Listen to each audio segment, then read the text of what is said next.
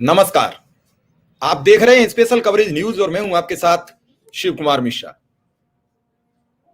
उत्तर प्रदेश की सरकार ने आज कैबिनेट में संविदा कर्मियों को 7th पे कमीशन देने का ऐलान कर दिया। फिलहाल अभी स्थिति ये क्लियर नहीं हुई है किन किन संविदा कर्मियों को इस योजना का लाभ मिलेगा, लेकिन सरकार ने कैबिनेट में ये पास करके कि 7th पे कमीशन संविदा कर्मियों को मिलेगा, एक संविदा कर्मियों के प्रति मानवीय संवेदना प्रदर्शित करने का प्रयास किया है। आज की यूपी कैबिनेट की बैठक में सीएम योगी ने मंत्रिमंडल सदस्यों को निर्देश दिया कि उत्तर प्रदेश के बड़े शहरों वाराणसी, अयोध्या, मथुरा, बुंदेलखंड में भी मंत्री परिषद की बैठकें आयोजित की जाएंगी। यानी कैबिनेट की बैठकें अब लखनऊ से बाहर भी होंगी। नंबर 2, उत्तर प्रदेश सरकार चिन्हित 150 आईटीआई में प्रत्येक में 10,000 वर्ग फीट में वर्कशॉप बनवाने के लिए 4,283 करोड़ रुपए देगी। वेतन समिति की सिफारिशों को मुख्य सचिव की अध्यक्षता में बनी समिति की रिपोर्ट की मंजूरी प्रदान की गई। विज्ञापन भर्ती संविदा कर्मियों को 7वें वेतनमान का लाभ दिया जाएगा। इस पर 29 करोड़ का खर्चा आएगा। लैब टेक्नीशियन के अहम परिषद के गठन की मंजूरी दी गई। उत्तर प्रदेश स्टाम्प रजिस्ट्रेशन विभाग समूह का और खाकी सेवा नियमावली में भी संशोधन को मंजूरी दी गई। मथुरा गोकुल बैराज के नजदीक ही वासुदेव वाटिका में सिंचाई विभाग की भूमि को पर्यटन विभाग को सौंपा जाएगा। इसके लिए प्रस्ताव पारित किए गए। औरैया में रिजर्व पुलिस लाइन में आवासीय गैर आवासीय भवन निर्माण को कैबिनेट से मंजूरी मिली। 18 माह में काम पूरा करने की मोहलत। पीएम मित्र योजना के तहत टेक्सटाइल पार्क स्थापित करने जमीन हस्तांतरण के प्रस्ताव को मंजूरी। केंद्र सरकार की मदद से हरदोई में 260 एकड़, लखनऊ में 903 एकड़ समेत कुल 1162 एकड़ में 1100 एकड़ भूमि निःशुल्क हथकरघा वस्त्र उद्योग को देने का फैसला। यमुना एक्सप्रेस वे औद्योगिक प्राधिकरण में किसानों से परस्पर सहमति से खरीदी जाने वाली भूमि अधिग्रहण की दरों को बढ़ाकर 3100 रुपए प्रति वर्ग मीटर किया गया। नोएडा में जमीनों के रेट बढ़ाए गए। विधानसभा सत्र 20 फरवरी को होगा।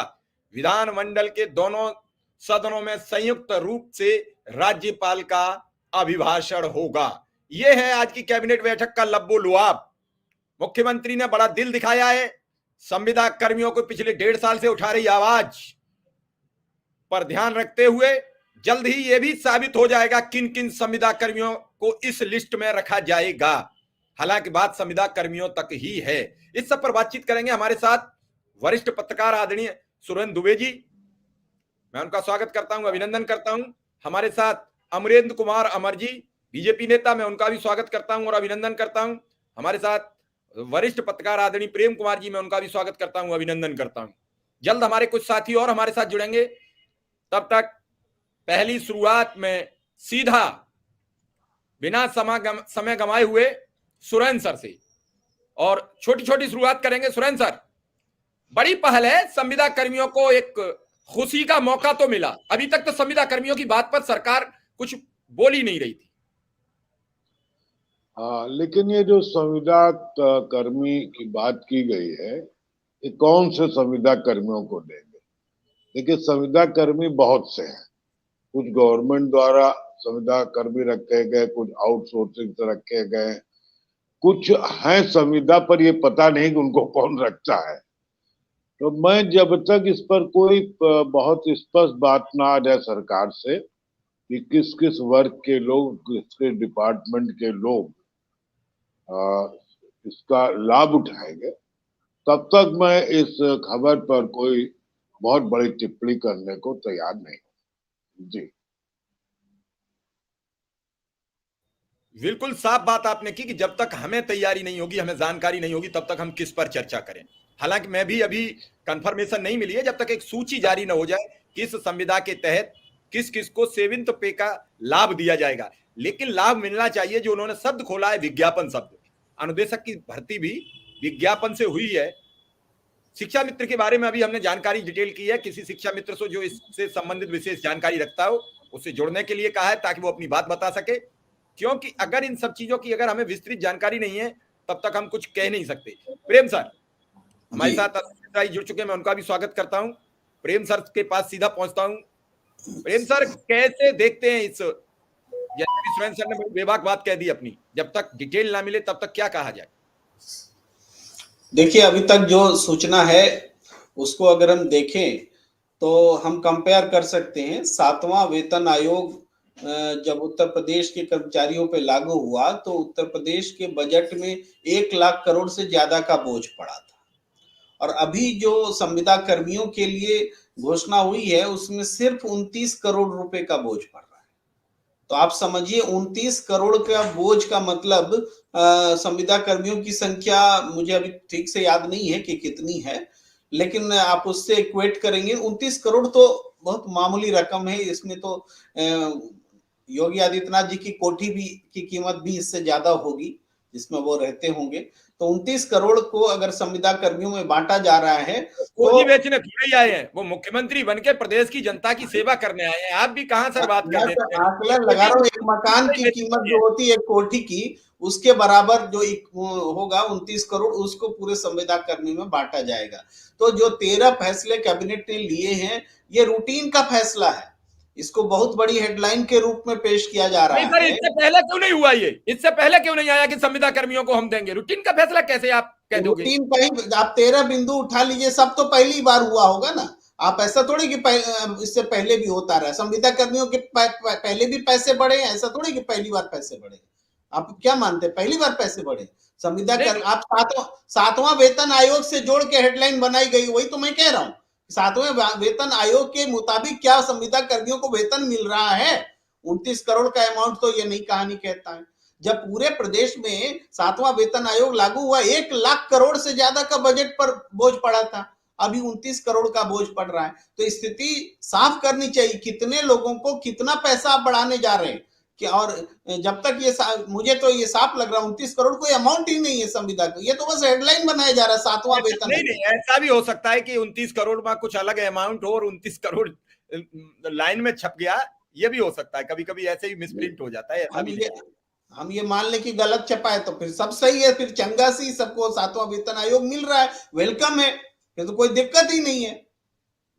सबको 7वां वेतन आयोग से जोड़ना कोई मामूली फैसला थोड़े, तब तो बहुत बड़ा फैसला है ये, इसका बहुत तगड़े से वेलकम होना चाहिए। लेकिन अभी तक जो फिगर आया 29 करोड़ का बोझ पड़ेगा तो ये चौंकाने वाली बात है। जी बिल्कुल। हमारे साथ बीजेपी के वरिष्ठ नेता अमरेंद्र कुमार अमर जी जुड़ चुके हैं, मैं उनका भी स्वागत करता हूं और आगे बढ़ता हूं सीधा अश्विनी मिश्रा जी की ओर।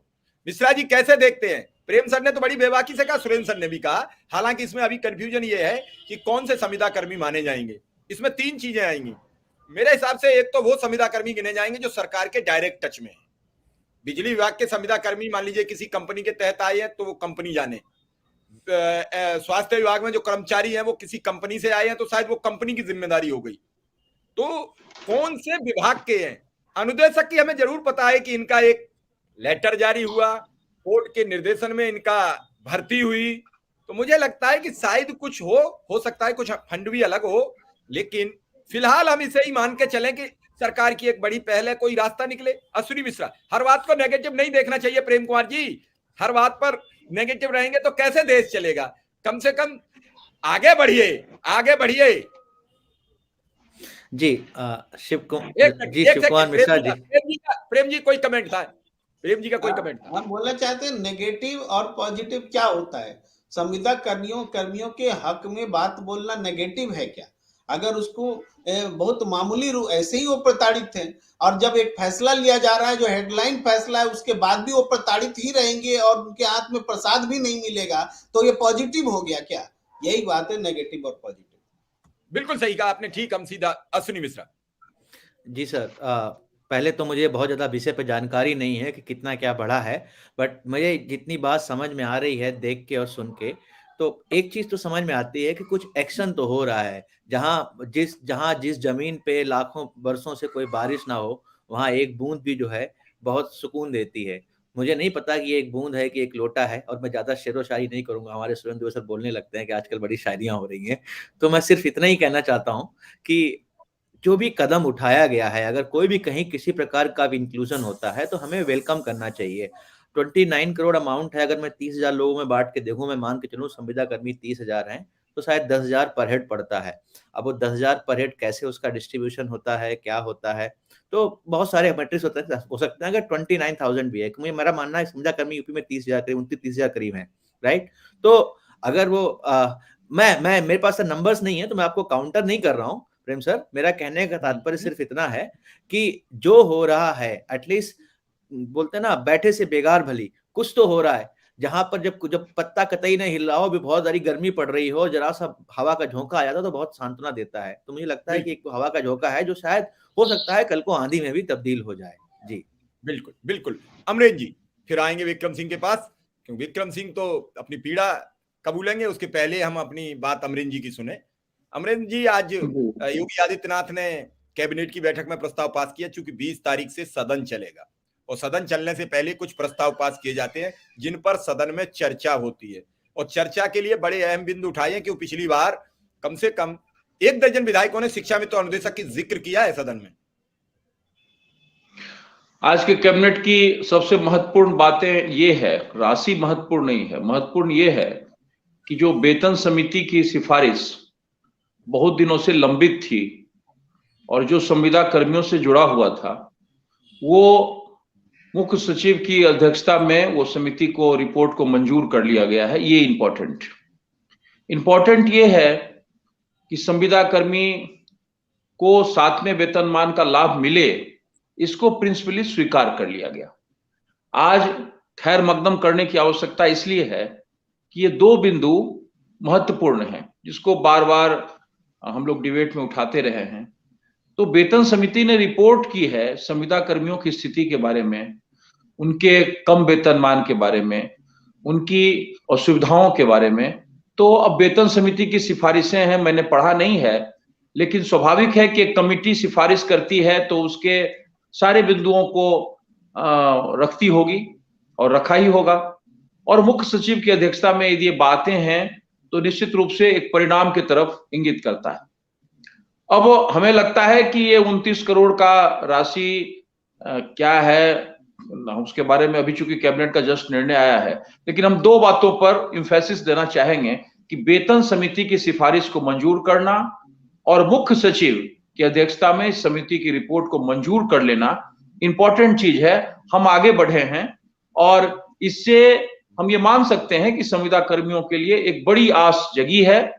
और जब हम हाउस में जाते हैं तो उसके पहले का एक कैबिनेट का बैठक है, तो निश्चित रूप से हाउस में चर्चा होगी, विपक्ष के लोग होंगे, पक्ष के लोग होंगे, संविदा कर्मियों की बात उठती रही है और फिर इसकी विवेचना होगी और उसके बाद सदन में इसकी घोषणा होगी कि भाई इसमें कितनी राशि और आवंटित किया जाए, क्योंकि आपने सिद्धांत तौर पर यह मान लिया कि वेतन समिति की जो सिफारिशें थी वो ठीक थी और वो निश्चित रूप से संविदा कर्मियों के हित में था। तो हम यही अभी कह सकते हैं, क्योंकि इसके बारे में पूरा डिटेल आया नहीं है, कि वेतन समिति की सिफारिश मानी गई, मुख्य सचिव की अध्यक्षता में बनी समिति की रिपोर्ट को मंजूर कर लिया गया और आने वाले दिनों में हाउस में भी इसकी चर्चा होगी और सरकार इसके बारे में सकारात्मक रुख अपनाएगी। हम इतना ही कह सकते हैं। नहीं, बिल्कुल आपकी ठीक बात है, सटीक बात है। बाकी डिटेल तो तब पता लगेगी जब पूरा आदेश आ जाए, कौन कौन से संविदा कर्मी शामिल किए गए, उससे पहले एक अनुमान लगाया जा सकता है। विक्रम सिंह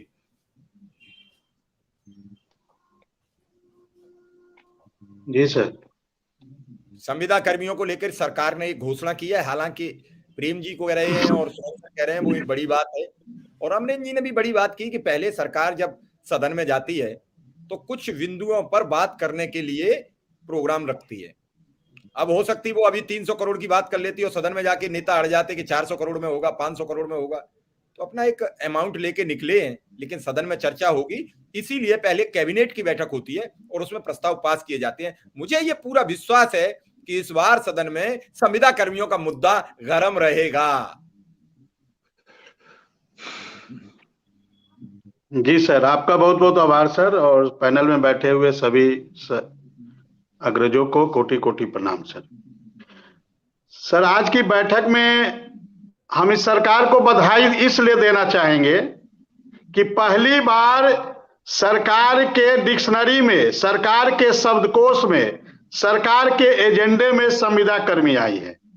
संविदा कर्मी का शब्द 6 वर्षों में पहली बार सरकार के शब्दकोश में आया है। इसके लिए हम उत्तर प्रदेश सरकार को, योगी आदित्यनाथ जी की सरकार को बहुत बहुत बधाई देना चाहेंगे। अब रही बात सर, आज जो कैबिनेट की बैठक में जो तरह तरह के क्यास लगाए जा रहे हैं, तो मैं इस पर, इस समय अनुदेशक का मानदेय 9,000 रुपया प्रति महीना है, जिसका बजट लगभग 23 करोड़ रुपया प्रति महीना आता है। यदि इसको 12 महीने का मानेंगे तो ये 276 करोड़ आएगा। और जो 7वां वेतन आयोग का जो न्यूनतम मानदेय है या न्यूनतम वेतन है वो 18,000 रुपया है। हालांकि बाद में प्रधानमंत्री जी ने उसको 28 अगस्त 2017 को 24,000 कर दिया। तो हम अभी 24,000 नहीं, हम 18,000 पे यदि जाए, 18,000 को ही मान के यदि तुलना करें, तो यदि हम मान के चले कि हमको न्यूनतम मानदेय 18,000 ही दिया जाए, तब भी 552 करोड़ रुपया प्रति साल आएगा, प्रति साल। और इस समय जो 29 करोड़ की बात आई है, यदि हम अपने ही बात कर लिया जाए, अनुदेशक का ही बात कर लिया जाए कि हमारा 9 से 18 हो गया, तब भी यदि प्रति महीना 46 करोड़ का बजट आएगा, प्रति महीना 46 करोड़ का बजट, और उसको सालाना मान लिया जाए तो 552 करोड़ का बजट आएगा। अभी हम लोग का बजट 276 करोड़ रुपया प्रति साल है। अब यहाँ पे 29 करोड़ आया है। इधर आप ये भी कह रहे हो कि मैं तो खुश हूं कि संविदा कर्मियों की जिक्र तो आई सरकार के मुख पर, अब आप पूरा हिसाब और बायोडेटा लेकर बैठे हो। मैंने अभी आपसे कहा कि ये सदन से पहले चर्चा के बिंदु रखे गए। विधानसभा में 20 तारीख को चर्चा होगी। अगर योगी जी आज इस पर 2,000 करोड़ का बजट रख देते, सदन में जाके इस पे 5,000 करोड़ का बजट आता, तो पहले तो सरकार लिस्ट जारी करे कि कौन कौन से संविदा कर्मी इसमें रहेंगे, सरकार द्वारा रखे गए संविदा कर्मी रहेंगे या कॉन्ट्रैक्ट बेस्ड भी संविदा कर्मी रहेंगे, जो सुरेंद्र सर ने पहले ही अपनी मंशा जाहिर की। सारी जब लिस्ट क्लियर हो जाए तब हम ये चर्चा करें कि आपका 500 करोड़ का बजट आया, 29 करोड़ में क्या होगा। सरकार को सदन में चर्चा तो करने दो। अगर हम हर समय नेगेटिव पाल के ही बात करेंगे, कोई कह रहा है कि हम तुम्हें कुछ देना चाहते हैं, तुम कहते हो नहीं, हम तो मैया में तो चंद्र खिलौना लाई हूं। अब चंद्र खिलौना कहां मिले? तो कभी कभी सर हम स्वागत तो कर रहे हैं, स्वीकार करना भी स्वागत तो कर रहे हैं। हाँ तो स्वागत करिए, फिर हिसाब बाद में बताइए, 20 तारीख तक का इंतजार करिए। सर वो भी बताना जरूरी है, यहाँ हमारे अनुदेशक तुरंत सपना देखने लगते हैं ना सर, तो कम से कम आपको बाद में। अमरेंद्र कुमार जी पूरी मेहनत कर रहे हैं आप लोगों के साथ, तो कम से कम अगले अच्छी बात है सर, अगले व्यक्ति को आकर आपकी इन सभी भलाई बुराइयों का किस तरीके से सामना करते हैं, किस तरीके से आपकी बात को आगे तक पहुंचाते हैं, तो कम से कम कभी तो उन्हें गुड फेथ में ले लिया करो कि हाँ इस बार तो कुछ अच्छी खबर लेके आए हो। हर बार ही तो आएंगे कैसे? नहीं सर, हम लोग निगेटिव नहीं है सर, हम तो सरकार के कदम का स्वागत कर रहे हैं, क्योंकि संविदा कर्मी 6 वर्षों में पहली बार सरकार के जवान में आए। 3 अप्रैल 2016 को राजनाथ सिंह जी ने कहा था, जब वो उस समय गृह मंत्री थे, उस कार्यक्रम में तत्कालीन राष्ट्रीय अध्यक्ष अमित शाह जी को भी आना था। तो 3 अप्रैल 2016 को संविदा कर्मियों की भरपूर बात हुई थी, लेकिन उसके बाद सरकार के डिक्शनरी से, सरकार के शब्दकोश से, सरकार के एजेंडे से संविदा कर्मी गायब हो गया था। तो आज यदि 7 साल के बाद सरकार के एजेंडे में संविदा कर्मी आया है, तो हम तो दिल खोल के इसका स्वागत कर रहे हैं और अमरेंद्र सर को बधाई भी दे रहे हैं कि आपके प्रयास से सर आज सरकार संविदा कर्मी का नाम ले रही है। तो हम तो इस कदम का स्वागत कर रहे हैं, लेकिन थोड़ा गुणा गणित भी लगाना जरूरी है, क्योंकि 29 करोड़ में हमें तो समझ में नहीं आ रहा है 29 करोड़। हालांकि अभी लिस्ट जारी होगी, लेकिन वो कहावत है ना कि मजमून देख के लिफाफा के अंदर क्या भाव जाते हैं। चलिए तो चलिए 29 चलिए, करोड़ लिफाफा को देख देख के के विक्रम सिंह लिफाफा देख के मजमून को भाप गए। सुरेंद्र सर, लिफाफा देख के मजमून को जी। भाप गए। विक्रम सिंह ठीक भाप रहे। मैं दो बातें कहना चाहता हूं। एक, जहां तक बात है कि संविदा शब्द आया, ये अच्छी बात है। अब जो हम स्पेसिफिक इन्हीं लोगों की बात करेंगे, उसमें ये नहीं है कि कौन से संविदा कर्मी। देखिए, ये जो संविदा कर्मी है, इनको इनकी सर्विस 11 महीने बाद समाप्त कर दी जाती है और 1 महीने का ब्रेक देकर फिर इनको इश्यू किया जाता है ताकि रेगुलर कर्मचारी न बने। ठीक। दूसरी तरफ आप लोगों की उम्मीद है कि 7वां वेतन आयोग तो तब लागू करेंगे वो इनको कर्मचारी मानेंगे। दूसरी बात है कि इनको सब जगह वो लोग अपने रिकॉर्ड में पार्ट टाइम अनुदेशक टीचर मानते हैं। ठीक है ना। तो पार्ट टाइम के लिए कोई 7वां वेतन आयोग नहीं, और इनको कुछ देने के लिए किसी 7वें वेतन आयोग का इंतजार करने की जरूरत नहीं है। इनको ऑलरेडी एक 17,000 रुपए तय है जो मिनिमम है। सर आवाज ब्रेक हो गई आपकी। हमें लग रहा है कि आपके साथ भी ये भाजपा के लोग कुछ न कुछ गड़बड़ी कर देते हैं। कभी कभी गड़बड़ा गई सर। अब आपको दोबारा ज्वाइन करना पड़ेगा। एक बार हमको लगता है दोबारा ज्वाइन कर लीजिए, तभी आएगी। तब मैं दोबारा आपको फिर पूछूंगा। प्रेम कुमार जी, सुरेंद्र सर ने बड़ी बेबाकी से सारी बातें डिटेल रखी, लेकिन कुछ सही, जैसे कहते नहीं है कि कुछ तो हुआ होगा, कोई तो शुरुआत हुई। एक बंद कमरे में लोग जी रहे थे। पिछली बार अगर हमने सरकार से लगातार गुहार लगाई, ये तो 9 साल से गुहार लगा रहे थे, 7,000 वेतन पाते थे। आवाज उठाई अक्टूबर से, दिसंबर में योगी आदित्यनाथ जी मुख्यमंत्री हैं जो उत्तर प्रदेश के महामहिम, उनके कान में आवाज पहुंची और 2,000 रुपया दिसंबर में बढ़ गया, मार्च में मिल भी गया। उस समय भी लोगों ने कहा कि पिछला दिया आज तक नहीं दिया। तो वो सबके खाते में आता है कि नहीं आता है? आता है। आप भी उसके गवाह हैं और आपने बड़ी उस पर कई जगह डिबेट में अपना कार्यक्रम भी किया और आपने रखा भी। मैं तो यह कहता हूं कि कभी कभी सरकार की बातों को स्वागत के साथ स्वीकार करना चाहिए और अपनी जो डिमांड है उसे प्रदर्शित करना चाहिए कि अगर आप देना चाहते हैं तो इतना दे दीजिए, साईं इतना दीजिए, जामे कुटुंब समाए, मैं भी भूखा ना रहूं और साधु न भूखा जाए। ये तो 7,000 में भी पढ़ाते थे इनका स्कूल। तो कह रहा हूं अमरेंद्र जी को कि अगर इनकी हकीकत आप जानोगे तो आप बहुत दुखी हो जाओगे। आप मुझसे चर्चा भी करते हो कि बहुत बेहद दुखित होता हूं इनकी बातें सुनकर। ये 150 किलोमीटर भी पढ़ाने जाते हैं, 120 किलोमीटर भी पढ़ाने जाते हैं, वेतन 9,000 है। मैंने कई बार सरकार से भी बातचीत की और लगातार अधिकारियों को बताया इनका ट्रांसफर करा दिया जाए। ट्रांसफर एक बड़ी भूमिका है और जब किसी दिन आपसे अब चर्चा होगी तो मैं इस पर जरूर बात करूंगा। और वो केवल कागजी खेल है, उसमें सरकार को 1 रुपया देना नहीं है। तो मैं मानता हूं इनको प्रत्येक अनुदेशक को 2 से 4,000 रुपया का बेनिफिट हो जाएगा। तो वो शायद ये मानेगा कि सरकार ने हमारा 4,000 रुपया, 2,000 रुपया, 1,500 रुपया, 3,000 रुपया बढ़ा दिया और कई परिवार टूटने से बच जाएंगे। लेकिन उससे पहले प्रेम जी के पास में, प्रेम जी, ये सब बातें होती रही, लेकिन लगातार कुछ ग्रोथ हमें भी तो मिलना चाहिए। हम भी नेगेटिव होते रहे तो काम कैसे करेंगे? इनके लिए अगर कुछ पॉजिटिविटी लेके इनको बता के, मैं बड़े फक्र से कहता हूं 1.5 वर्ष के दौरान एक शिक्षा मित्र ने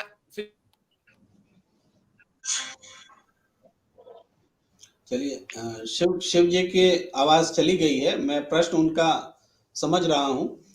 और देखिए, 7वां वेतन आयोग जब लागू हुआ था तो 2016 का समय था और उस वक्त 2016 में उत्तर प्रदेश में अखिलेश यादव जी की सरकार थी और तब विक्रम सिंह जी सही कह रहे हैं कि उस वक्त राजनाथ सिंह जी और तमाम लोग जो उत्तर प्रदेश में विपक्ष में थे, उन लोगों ने संविदा कर्मियों की आवाज उठाई थी।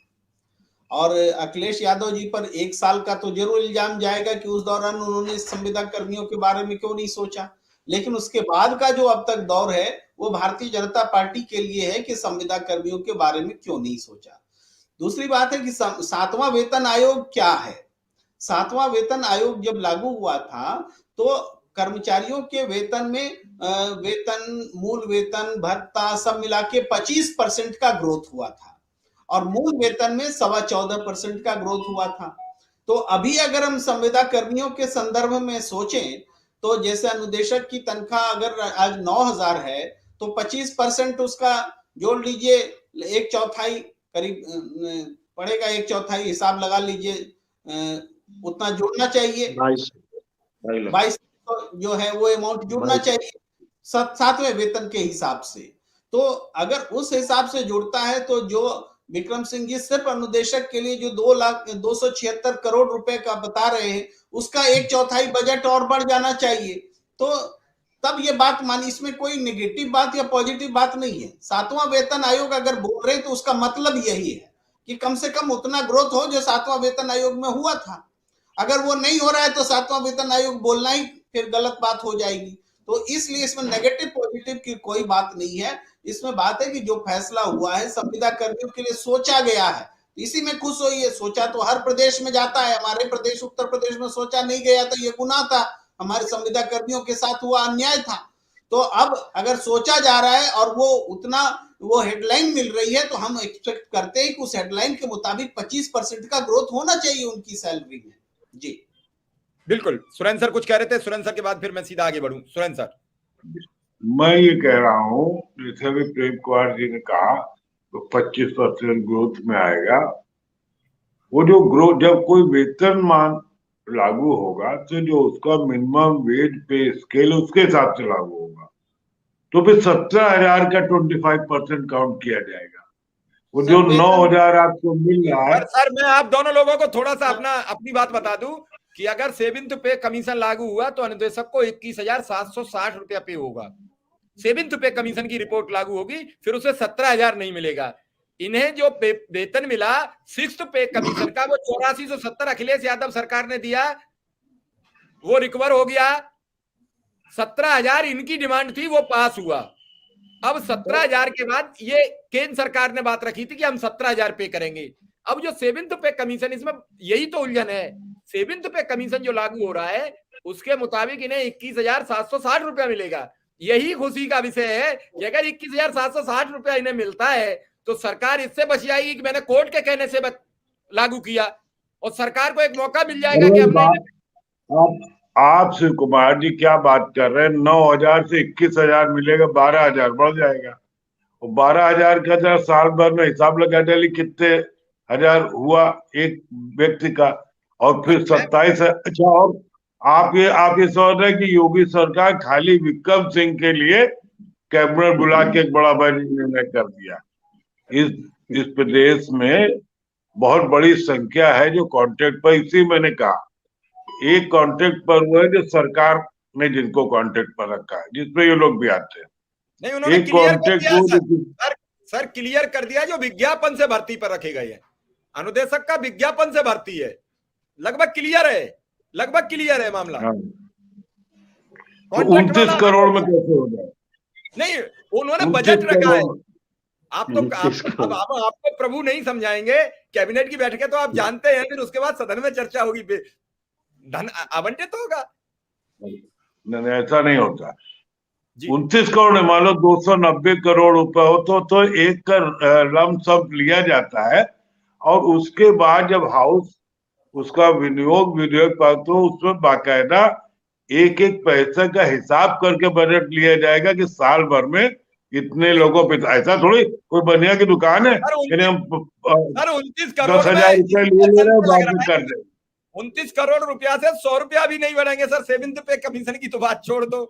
वही मैं कह रहा हूं, जब कोई चीज लागू की जाती है, हम भी इतने दिन से वो सब देखते हैं, तो उसमें बाकायदा सरकार हिसाब करती कि 27,000 है, इतना डिफरेंस होगा, इतना पैसा होगा, वो टोटल वहां जाएगा। हाँ, ये हो सकता है कि इस बजट में टोटल ना मिले तो अगले बजट में फिर पैसा और ले लिया जाए, लेकिन कैलकुलेशन में पूरा जाएगा कि इतना पैसा चाहिए।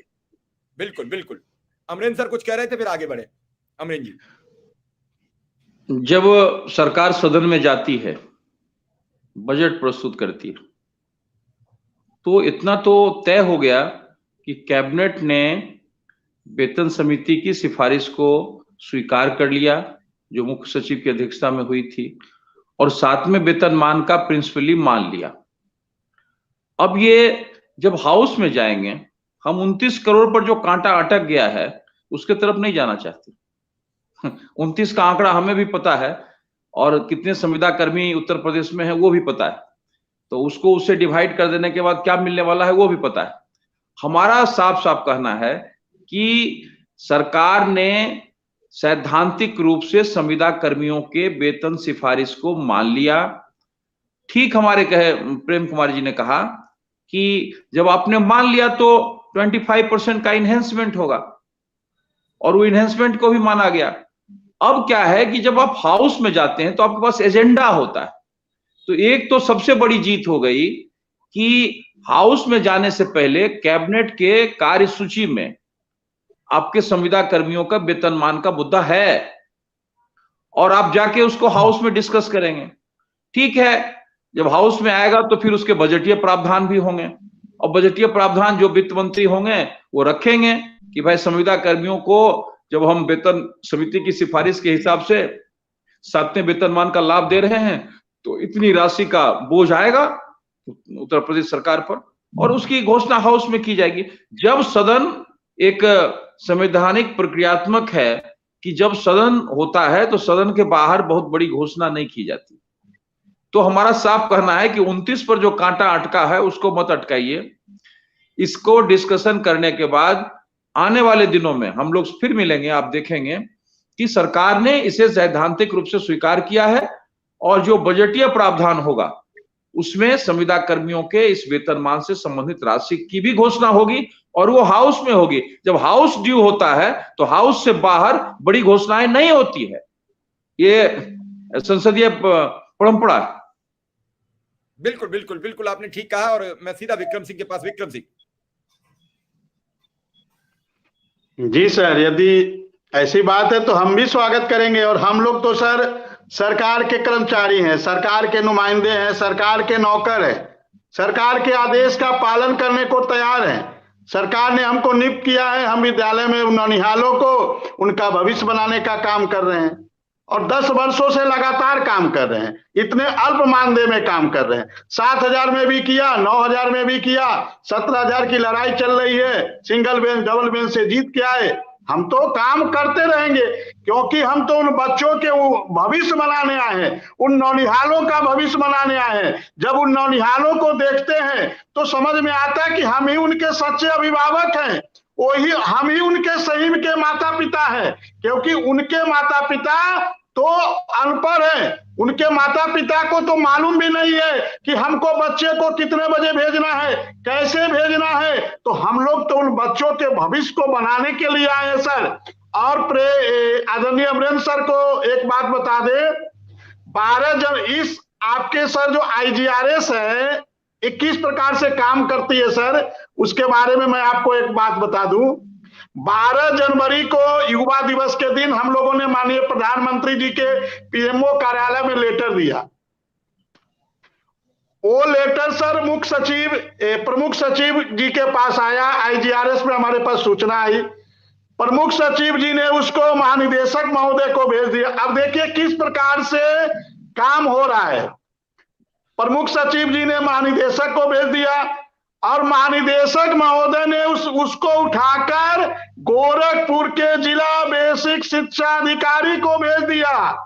जो शासन का मामला है, जो शासन को निर्णय लेना है, माननीय प्रधानमंत्री जी के कार्यालय से सर लेटर आया, उस लेटर को प्रमुख सचिव जी के माध्यम से जिला बेसिक शिक्षा अधिकारी को भेज दिया गया कि आप इस पर निर्णय ले।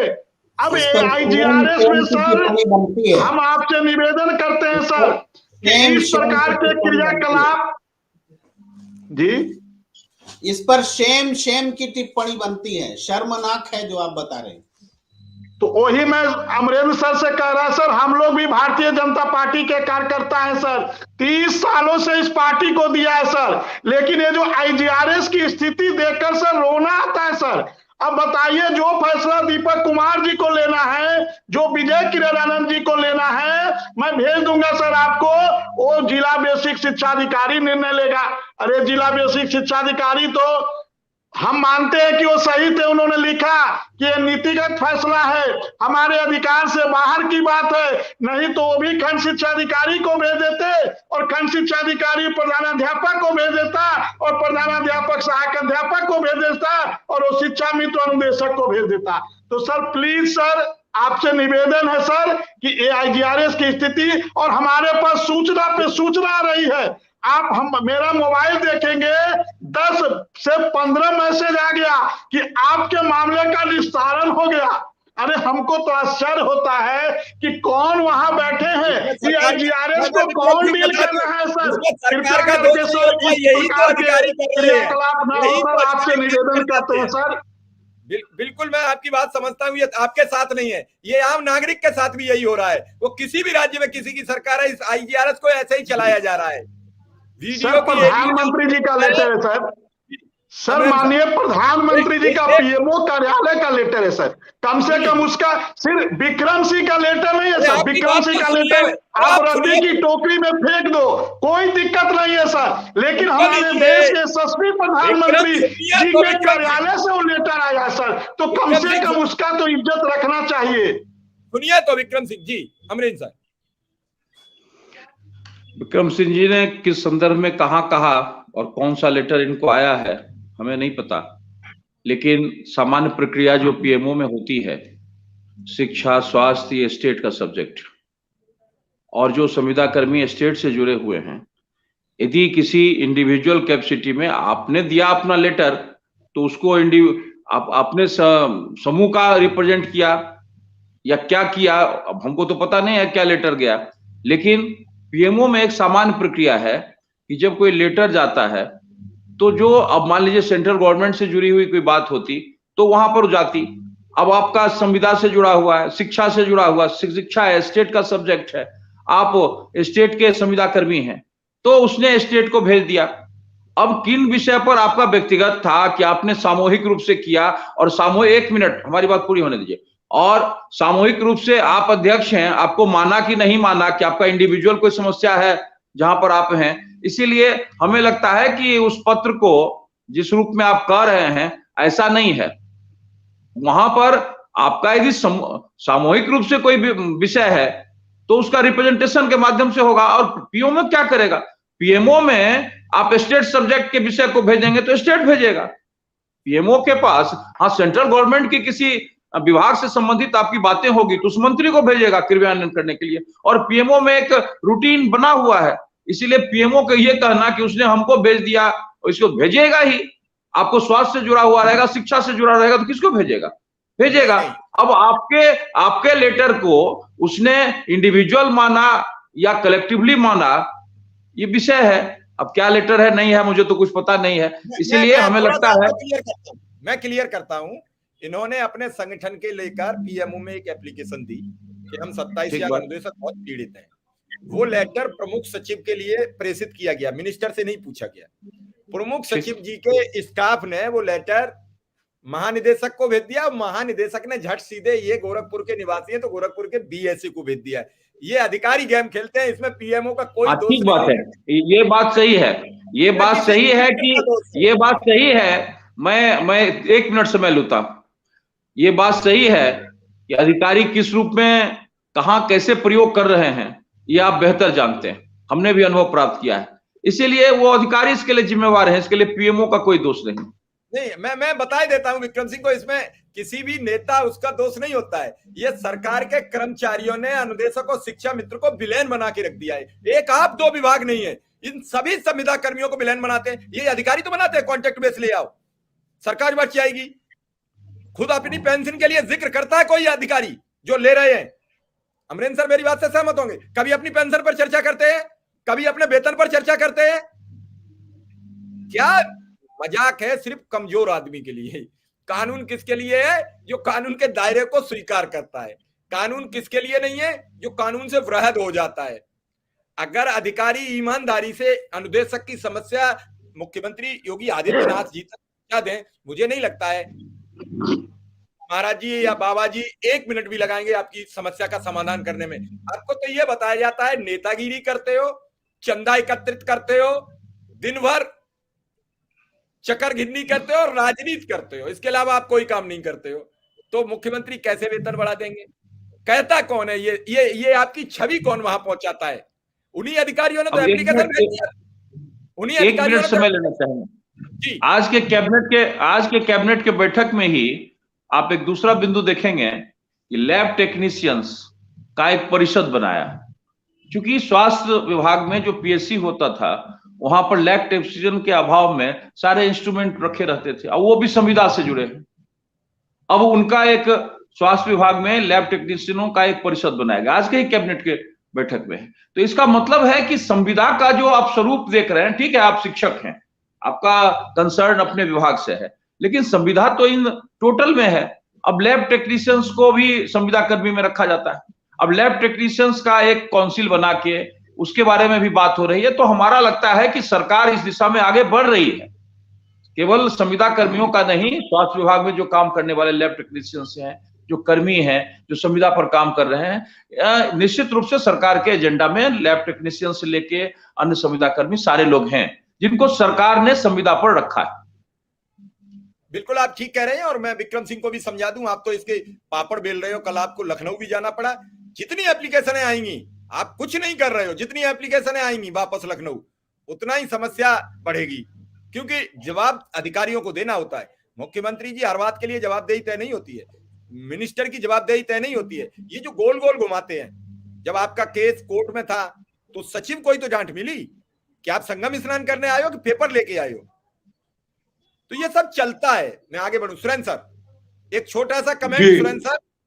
सुरेंद्र सर संविदा कर्मी का जिक्र हुआ, संविदा कर्मी को लेकर प्रमुख सचिव के अध्यक्षता में जो समिति कई वर्षों से लंबित हुई, मैं उस पर भी चर्चा करता हूं। वो समिति तो कुछ न कुछ रखेगी अपनी बात, वो कुछ तो बताएगी। संविदा कर्मियों के लिए जो समिति बनी पड़ी थी, अब तक डेड पड़ी थी, तो कई चीजें हुई हैं।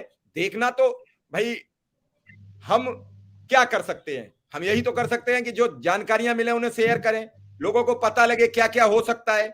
हम सरकार तक हम इसलिए ऐसे नेताओं के साथ शेयर करके आगे तक पहुंचाएं ताकि जो कमियां हैं वो दूर हो सके। हम इसलिए इसको डिस्कस कर रहे हैं कि एक होता कॉमन सेंस, एक होता स्पेसिफिक सेंस। तो स्पेसिफिक अभी हमारे पास कुछ नहीं है कि ये लोग किन संविदा कर्मियों की बात है। अभी जैसे अमरेंद्र सिंह ने कहा तो सोन मैं क्या लैब असिस्टेंट है और बड़ी संख्या में होंगे, हेल्थ डिपार्टमेंट काफी बड़ा है, इसी से अन्य डिपार्टमेंट में संविदा कर्मी होंगे और रुपए 29 करोड़ दे दिए हैं। इसका मतलब मुझे ऐसा लगता है कि किसी सर वो बाहर है, वो पॉइंट बाहर है, लैब टेक्नीशियन का पॉइंट ही बाहर है, उसके लिए कोई धन अभी आवंटित नहीं है। अरे आप मेरी आशंका तो सुनिए, सब बाहर ही बाहर है। मैं ये कह रहा हूं कि इतने विभिन्न जगहों पर संविदा कर्मी हैं, अभी खबर से ये स्पष्ट नहीं है कि किन संविदा कर्मियों के बारे में कहा गया है, नंबर 1। नंबर 2, जब तक सरकार इनको अपना रेगुलर कर्मचारी नहीं मानती है तब तक इनको वो कोई 7वां 8वां 5वां कोई वेतन मान नहीं दे सकती। उसकी पहली शर्त है कि वो आपको कर्मचारी माने। वो अभी इनकी 11 महीने में सर्विस समाप्त कर देते हैं और इनको अधिकांश जब मतलब होता तो लिख दिया जाता है कि आंशिक शिक्षक है। तीसरी बात मेरे जो दिमाग में आ रही, वो शायद विक्रम सिंह बताए कि क्या कभी इनका मामला वेतन समिति को संदर्भित हुआ था। अगर संदर्भित हुआ होगा तभी ये उसमें कवर होंगे ना। किन लोगों का मामला चीफ सेक्रेटरी को संदर्भित किया गया था, ये देखने की बात है। खैर वो 1-2 दिन में क्लियर हो जाएगा, और नहीं तो हाउस पे क्लियर हो जाएगा, क्योंकि हाउस पे तो एजेंडा पूरा देना पड़ेगा। हाउस भी बहुत लंबा नहीं चलेगा, 4-6 दिन में काम हो जाएगा। तो हम लोगों को बहुत मेहनत नहीं करनी पड़ेगी। अब by the end of February, बल्कि इससे पहले ही हमें सब साफ साफ पता चल जाएगा कि हाँ किस डिपार्टमेंट के लिए था, कितना था। अभी कंफ्यूजन है, लेकिन हम इनकी विक्रम सिंह की इस बात से सहमत है कि चले संविदा कर्मी का शब्द जुबान पर तो आया, हो सकता है जुबान से आते आते किसी दिन वो कलम पर उतर आए और कुछ इनको प्राप्ति हो जाए, ऐसी हम कामना करते हैं। लेकिन अभी बहुत ज्यादा उससे अपेक्षा लेने रखना चाहिए कि विक्रम सिंह का लोग जीना हराम कर देंगे, इनके जो संगठन के लोग हैं, कि आपने तो बड़े भारी सपने दिखाए तो हुआ कुछ नहीं, जरूर कुछ ना कुछ आप लोग गड़बड़ करते रहते हैं। ये तो यही नहीं, अभी कोई झेल सपना, रहे अभी कोई सपना किसी को नहीं दिखाया जा रहा है। अभी केवल चर्चा ये है कि संविदा कर्मी की बात सरकार ने स्वीकार की है। प्रेम जी, अच्छा, हो सकता है सुबह अखबार में जब छपे तो उसमें बहुत चीजें डिटेल हो, तो उसको देख लेंगे, कल इस पर बात कर लेंगे। बिल्कुल बिल्कुल, आपने ठीक कहा। प्रेम सर, लगातार संविदा कर्मी की बात होती रही। उत्तर प्रदेश में अगर संविदा कर्मी की बात करें तो लाखों की तादाद में बैठेंगे, लेकिन कुछ संविदा कर्मी सरकार के, बाकी कॉन्ट्रैक्ट बेस के हैं। जैसे अभी 9,000 एम्बुलेंस कर्मी निकाले गए थे, वो 30,000 एक कंपनी ने एम्बुलेंस कर्मी रखे हैं, तो 9,000 निकाल दिए। तो सरकार ने ये कहा इन कर्मियों को हम न रख सकते हैं न निकाल सकते हैं, क्योंकि उन्होंने एक कंपनी को कॉन्ट्रैक्ट दिया है। कंपनी ने क्यों निकाले ये कंपनी तय करे। आप लोगों ने, हमने काफी आवाज उठाई ब्रजेश पाठक जी से, उस समय तत्कालीन स्वास्थ्य मंत्री थे, उनसे बात भी की, सुरेंद्र सर मौजूद थे, और उन्होंने कहा कि इसमें मेरे हाथ में कुछ नहीं है, क्योंकि कॉन्ट्रैक्ट बेस्ड कंपनी है, वो किसे रखेगी सरकार तय नहीं कर सकती। ऐसे ही बिजली विभाग में संविदा कर्मी है, लेकिन कुछ संविदा कर्मी वो सरकार के रखे हुए हैं। सुरेंद्र सर का बिल्कुल मानना है कि आंशिक शिक्षक क्यों कहा जाता है, लेकिन जब भी चर्चा होती है तो गिने तो अनुदेशक संविदा कर्मी में ही जाते हैं, कॉन्ट्रैक्ट बेस माने जाते हैं। वो पूछते हैं, हाईकोर्ट में पूछा कि आपका कॉन्ट्रैक्ट क्या है, क्या लिखा गया है कॉन्ट्रैक्ट में। विक्रम सिंह सहमत हो गए मेरी बात से, उन्होंने पूछा आपके कॉन्ट्रैक्ट में क्या लिखा है। कॉन्ट्रैक्ट में लिखा है 11 माह का वेतन, 11 माह का वेतन मिल रहा है, तो इसको माना जाएगा। प्रेम सर जी, शिव कुमार जी, सबसे पहले मैं उस बात पर आता हूं जो आप थोड़ी देर पहले कह रहे थे कि अगर 7वां वेतन आयोग के हिसाब से मिला तो 17,000 का जो वेतन है वो बढ़कर के 21,000 समथिंग हो जाएगा। वो भी लगभग 25% बढ़ना ही है, लेकिन अनुदेशकों को 17,000 तो मिल नहीं रहा है, मिल रहा है 9,000। हम उतने महत्वाकांक्षी नहीं है, हम उतने बड़े चमत्कार की उम्मीद नहीं करते कि 9,000 से 21,000 हो जाएगा। हम 9,000 से सिर्फ 25% जोड़िए, 9 चौके 3600 और उसमें जुड़ जाए 12,600 मिल जाए, इतने ही उम्मीद करते हैं कि ये भी इस फैसले से हो रहा है कि नहीं हो रहा है, ये कम से कम हो जाए तो हमें लगता है कि जो फैसला हुआ है उसको उस रूप में मानेंगे। बाकी जो एम्बिशन है, लड़ाई है, उस तो आगे रहेगी, क्योंकि आप देख रहे हैं आपके कमेंट्स में लगातार ये बातें आ रही हैं कि नियमितीकरण होना चाहिए, संविदा कर्मियों को परमानेंट किया जाना चाहिए। और हम ये देख रहे हैं कि 11 महीना तक काम कराना, 1 महीना इंटेंशनली काम नहीं कराना और फिर अगले बार से शुरू कर देना, ये तो अन्याय है ना। ये तो घर में लोग नौकर चाकर जैसे रखते हैं उस तरीके से संविदा कर्मी का रखा जाना। ये सिर्फ उत्तर प्रदेश की बात नहीं है कि मैं कहूँ, ऐसा है कि बीजेपी के राज में ही शुरू हुआ है कि मैं कहूँ कि यही दोषी है, सारे प्रदेश में ये है। और ये बहुत बड़ा प्रश्न है कि ये ऐसा क्यों इंटेंशनली किया जाएगा कि 11 महीना काम कराइए और 1 महीना का ब्रेक दीजिए ताकि आप संविदा कर्मी जीवन भर बने रहें, जबकि नेचर ऑफ जॉब परमानेंट है, तो आप उसको भी परमानेंट कीजिए। लेकिन ये लड़ाई लड़ने की जरूरत है। आज जो बात हुई है सरकार की ओर से, उसमें हम ये मानते हैं कि उन्होंने संविदा कर्मी की ओर से एक कदम बढ़ाया अपने शासनकाल में, जब से अभी आए हैं, इससे पहले कभी नहीं बढ़ाया गया। तो ये एक पॉजिटिव आप मानिए कि इतने दिनों से शिव कुमार मिश्रा जी जो पैनल पर बैठ के डिस्कशन मार रहे थे, सबको बुला रहे थे, चर्चा करा रहे थे, उसका कहीं ना कहीं जो आवाज जो है वहां तक पहुंची और संविदा कर्मियों को संज्ञान में ले लिया गया है, संज्ञान में ले लिया गया, ये उपलब्धि है। लेकिन इतने भर से संतुष्ट रहने की जरूरत नहीं है। जो वाजिब बात है, वाजिब मांग है, वाजिब बढ़ोतरी होनी चाहिए। जो दिक्कतें हैं उसके लिए वाजिब तरीके से सवाल उठाना बहुत जरूरी है। दूसरी बात जो अभी बात हो रही थी कि ऊपर से नीचे किस तरीके से बातें आई, तो अमरेंद्र जी ने भी अपनी बात रखी और सैद्धांतिक रूप से सही रखी कि शिक्षा और स्वास्थ्य जो है स्टेट का मामला होता है, तो पीएमओ ने उसको नीचे राज्य के पास में भेजा।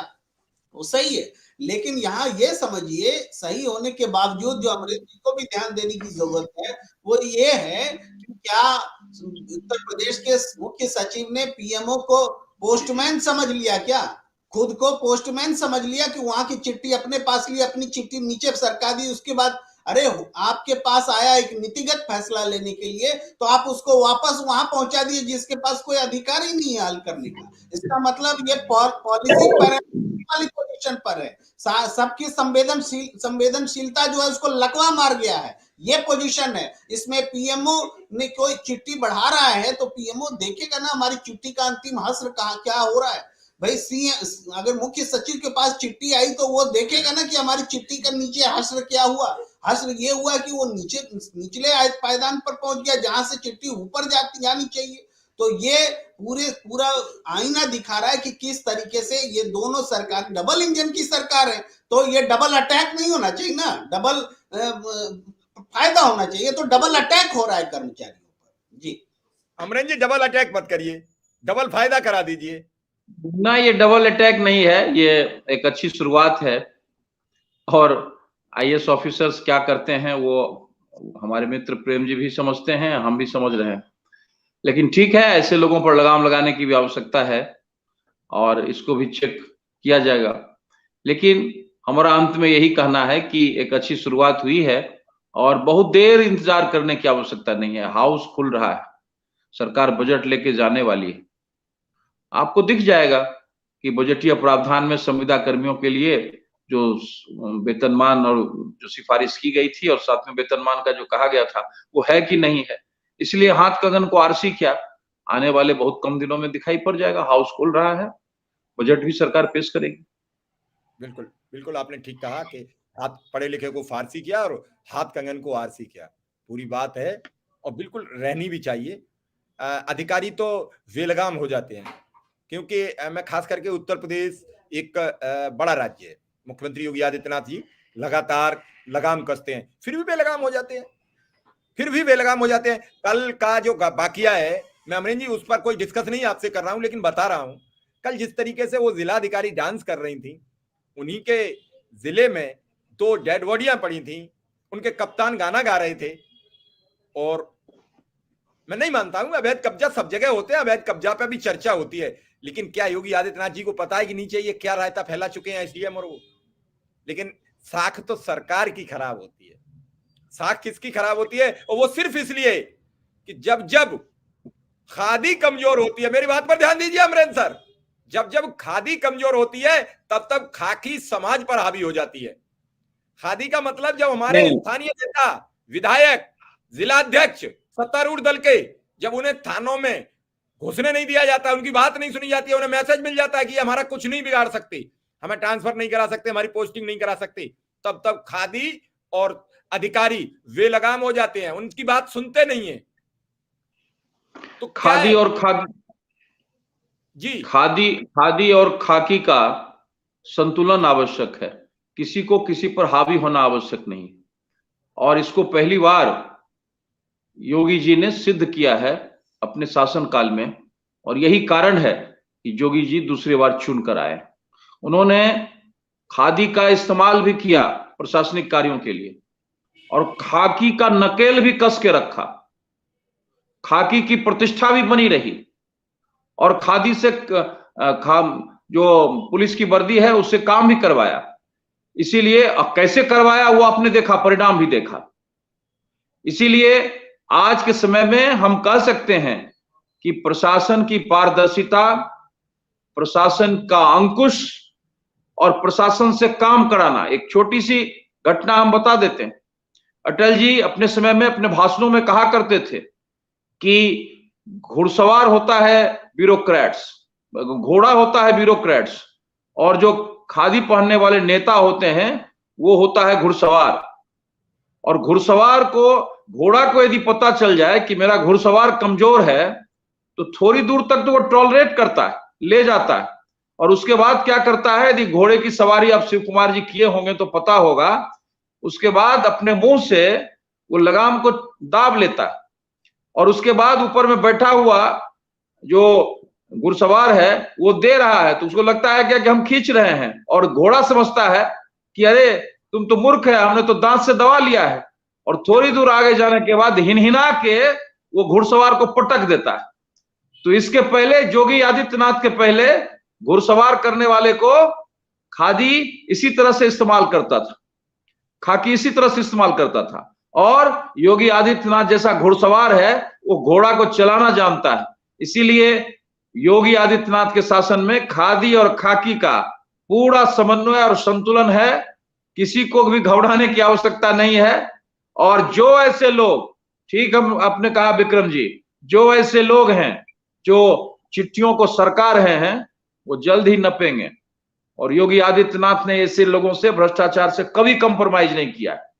इसीलिए ये बात संज्ञान में आपने दिया है, व्हाट्सएप पर भेज भी दीजिए और देखते हैं कि आपकी चिट्ठी कैसे सरकती है।